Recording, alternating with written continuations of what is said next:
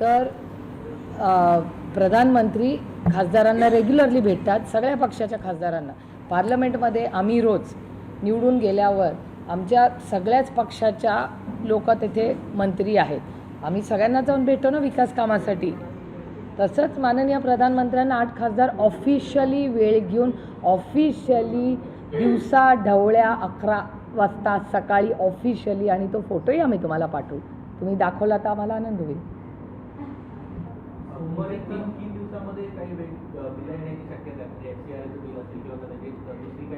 अशी चर्चा मी नाही 2-3 महत्त्वाच्या घटना पार्लमेंटमध्ये घडल्यात. मला आनंद वाटतो तुम्ही हा प्रश्न विचारला आहे. म्हणजे खूप दिल्लीत चर्चा आहे की FCRAचं बिल येईल का, असे अनेक चर्चा येत आहेत.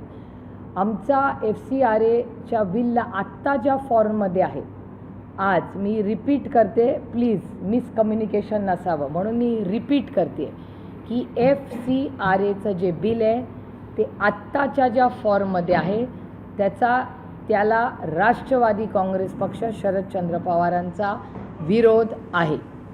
म्हणून माझी विनम्रपणे विनंती आहे भारत सरकारला की घाई करू नका. हे बिल जर त्यांची इच्छा असेल तर आम्ही विरोध करू, पण त्याच्यातून शेवटी बिलं आली की त्याच्यावर चर्चा झाली पाहिजे, ही मागणी आहे आमची.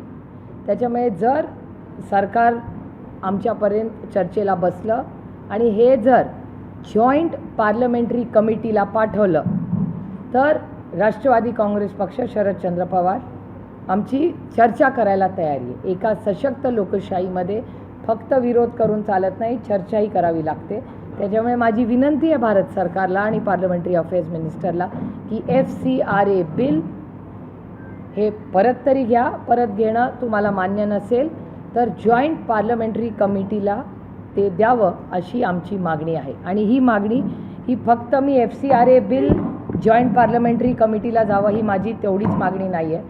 जेव्हा चर्चा झाली जंतर मंतर आणि नीटबद्दल तेव्हाही मी मागणी भारत सरकारला केली होती की तुम्ही ह्याच्या सगळ्यावर SIT बसवा आणि SIT बसवून नक्की काय झालं हे सरकार नुसतं नाही पण प्रत्येक भारतीयाला कळलं पाहिजे की पेलेट गनमध्ये अटॅक कसा झाला, कोणी केला.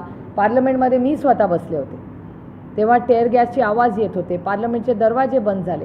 तर हे कसं झालं, त्याच्यामुळे पारदर्शक SIT ही त्या सगळ्या जंतर मंतर आणि त्या सगळ्यावर बसावी आणि FCRA बिल याची जॉईंट पार्लमेंटरी कमिटी त्यांनी करावी, चर्चा होऊ दे, सगळ्या पार्टींकडून करा आणि मग एकमताने आपल्याला मार्ग काढता येईल. जर भारत सरकार मार्ग काढायच्या मूडमध्ये असेल तर.